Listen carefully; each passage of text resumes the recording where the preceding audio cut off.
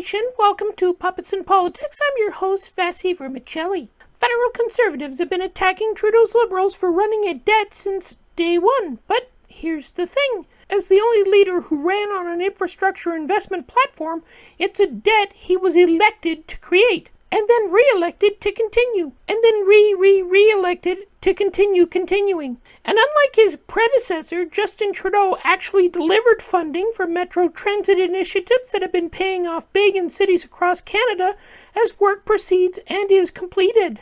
And yes, when the pandemic hit and people were told to stay home because that was the best advice we had at the time, without cratering the economy, Justin provided support payments that minimized unemployment and homelessness as best as was possible, which we must have been okay with seeing as we re-elected him in 2021. Sure, it resulted in a couple of years of higher than desired inflation, which has already crested and is coming down, but it also avoided a recession. In fact, the Justin Trudeau years are the longest period since the Great Depression not to have a recession in Canada, a time when unemployment has also consistently been at its lowest.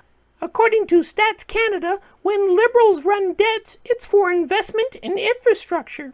When Conservatives run debts, it's for military spending and too often proven failures at boosting the economy through corporate welfare tax breaks and repeatedly failing financial practices like trickle-down economics. I mean, seriously, what idiot increases the debt to fund corporate tax breaks? Ugh. Looking at each PM and their debts, the worst non-crisis offenders are always Conservatives. Mulroney, for example, had $322 billion increase in debt in 8 years. And Harper added $123.3 billion to the federal debt in 9 years, gobbling up almost all the gains made by Chrétien and Martin in the 1990s. Both Conservative terms ended at times of stagnant economic growth. By comparison, Pierre Trudeau increased the debt by only $115.5 billion, and that was over a 16-year period, while Chrétien and Martin increased it by only $33.5 billion in 12 years. By that basis, like him or not, our current government, which has dealt with 2 major international crises, a worldwide pandemic, and the largest land war in Europe in more than 70 years, is doing a pretty good job.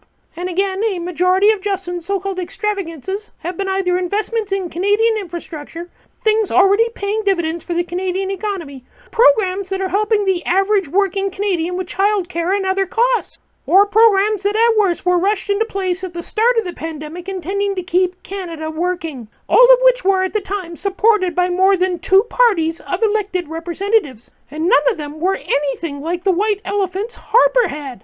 His $1 billion gazebo, for example, put up in Ontario's cottage country, or the $1 billion plus spent on a fake lake built just a few meters from Lake Ontario for his G8 photo op.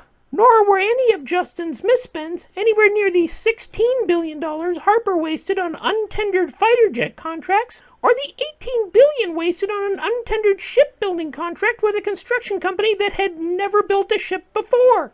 Neither of which Canadians have ever seen anything for the money that was spent. And the jet scandal was so serious that Harper had to prorogue Parliament, cross the country on a character assassination tour to avoid answering questions about, and then call a snap election to dodge. The fact is, no Conservative has ever left the books better off than they were when they were first elected, and that tells you everything you need to know about the party. There's a saying in Canada, Conservative times are hard times, and we don't need more of those. Joining me now is Rusty Rooster. Why are you here? Oh, I'm promoting the movie I'm in. We don't have time for that nonsense. This is a political show. Yeah, I was told we'd be talking about how historically conservative attacks on the CBC have hurt our kids due to cutbacks in children's programming. Well, duh. Seriously? Was there any point to this? Ugh.